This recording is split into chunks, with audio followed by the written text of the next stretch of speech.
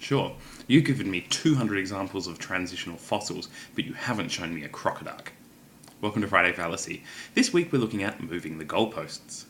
Moving the goalposts is when, after successfully arguing a point, your opponent changes their demands rather than concede. That is, rather than accepting that the burden of proof has been met, you are instead asked for additional evidence, or the point in contention is changed. This is not a sound way of arguing, as if an argument establishes the required conclusion, this should be accepted. That evolution doesn't explain abiogenesis in no way means that evolution doesn't explain the diversity of life. That Big Bang cosmology doesn't explain the origin of the universe in no way means that it doesn't explain the subsequent development of the universe. Some examples of moving the goalposts. Well, sure, Obama released his birth certificate, but it wasn't his long-form birth certificate. That's just microevolution. Do you have any evidence of changes in kinds? Okay, maybe not all Muslims are terrorists, but I still think most are. When I said that the US is the greatest country in the world, I only meant in the areas that I care about. Saddam may not have had WMD, but that's not the point. Not all shifts in claims are moving the goalposts. Often, in informal discussions, people will make statements that are either stronger than their actual beliefs or not sufficiently precise. When these claims have been shown to be false, it is not necessarily fallacious to refine the claim to something that is more reasonable or closer to what was originally intended.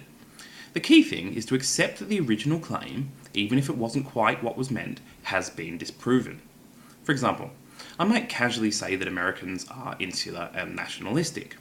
If you respond by showing that a great many Americans are not actually like this, I might respond by saying that I meant that, on a whole, US society is more insular and nationalistic than comparable Western societies.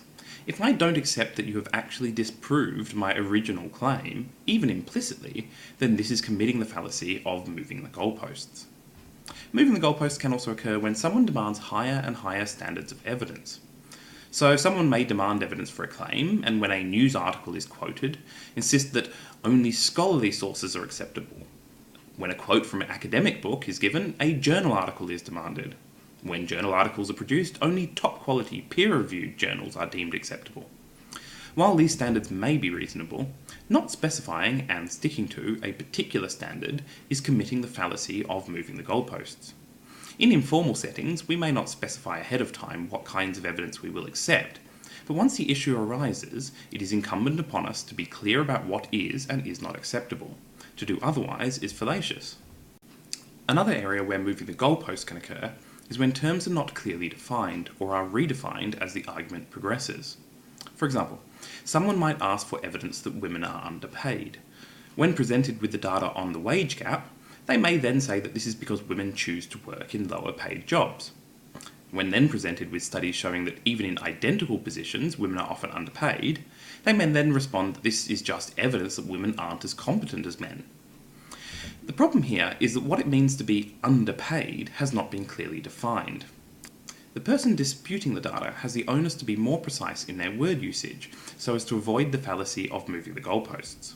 Alternatively, they could accept what the data presented has established, say that women on average earn less, and argue a more nuanced position. Again, the honest thing is to accept what has been proven, even if it wasn't precisely what was meant. In conclusion, moving the goalpost is when, after successfully arguing a point, your opponent changes their demands. Until next time, keep your fallacies to yourself.